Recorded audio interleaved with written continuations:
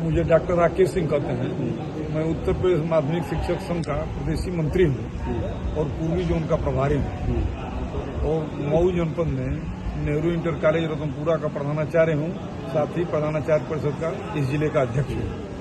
इस तरह का चुनाव होना क्या कुछ MLC का चुनाव होने जा रहा है जिसमें केवल शिक्षक ही मतदाता होते हैं। यहाँ शिक्षकों की आवाज बुलंद की जाती है, उसके लिए उसको कोई न कोई शिक्षक प्रतिनिधि ही जाता है, उसका चुनाव होने जा रहा है।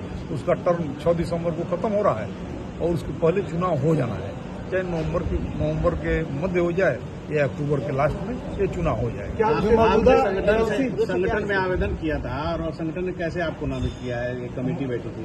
हमारे यहाँ पार्लियामेंट्री बोर्ड होता है। पार्लियामेंट्री बोर्ड में हर जिले के अध्यक्ष और मंत्री उसके सदस्य होते हैं और पार्लियामेंट्री बोर्ड में आवेदन किया जाता है।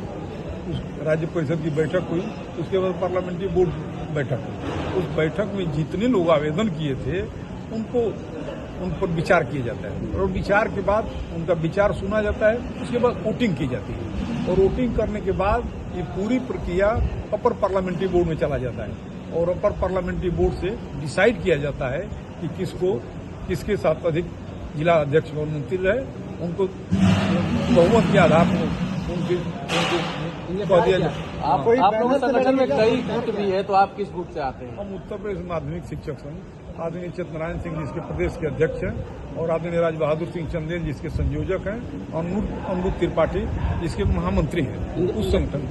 इनका कार्य क्या है? इनका पॉलिटिकल बैनर क्या रहेगा? पॉलिटिकल बैनर हम लोग कोई नहीं होता।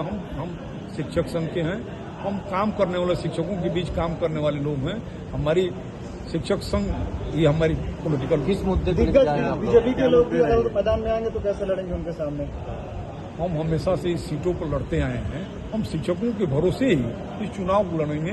यह चुनाव शिक्षकों का है, इसमें शिक्षक जिसको चाहेंगे वही चुनाव जीतेगा, बाकी किसी को कोई मतलब नहीं है। कोई पार्टी आपके मुख्य रहेंगे जिसको लेकर चलेंगे? हमारे मुद्दे तो सबसे पहले हमारे OPS के मुद्दे हैं, वित्तविहीन शिक्षकों की सेवा दशा की बात थी और हमारे तमाम मुद्दों पर अभी मुख्यमंत्री से जो कैशलेस चिकित्सा व्यवस्था जिसके लिए हम लगातार लड़ रहे थे, हम पुरानी पेंशन की बात करते करते कहीं न कहीं UPS पर आए, लेकिन UPS हमारा उद्देश्य नहीं है। हमारा उद्देश्य हर हाल में पुरानी पेंशन है।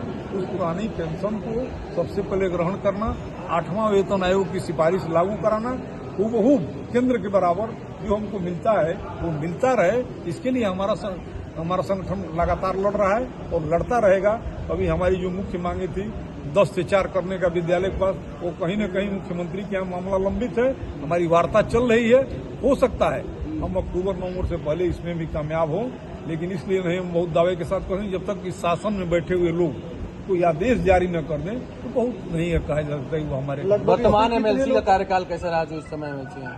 वर्तमान MLC के बारे में आप सारे लोग जानते हैं, हमको कहना नहीं। ये वर्तमान MLC जो है वो शिक्षकों के नुमाइंदे नहीं रह गए, वो कहीं न कहीं विभिन्न प्रकार के दलों से भारतीय जनता पार्टी के समर्थित उम्मीदवार थे और शासन में बैठे भारतीय जनता पार्टी जो कहेगी इनको करना है। क्या रणनीति है, कैसे लड़ेंगे चुनाव? हमारे जिला मंत्री, इसके जिला अध्यक्ष और जिला मंत्री इसके मुख्य कर्णधार हैं। जिला मंत्री अध्यक्ष अपने नेतृत्व में टीम बनाएंगे, वो टीमें हर जगह जाएंगी और शिक्षकों से अपना संपर्क करेंगे और जो शिक्षक वोटर होंगे वो शिक्षक संघ में जो संघर्ष करने वाले लोग हैं, जिन लोगों ने लड़ा है, हम विधायक के सवाल को लड़े, हम कैशलेस के सवाल को लड़े, हम विनियमितीकरण के सवाल को लड़े, विनियमितीकरण के जो लाठियां हम लोगों ने खाई, इन सवालों को लेकर हम जाएंगे, लोगों के बीच रखेंगे। इसलिए हम चाहेंगे कि सारे लोग हम लोगों के साथ खड़े हों। ये हमारा मुख्य धन्यवाद।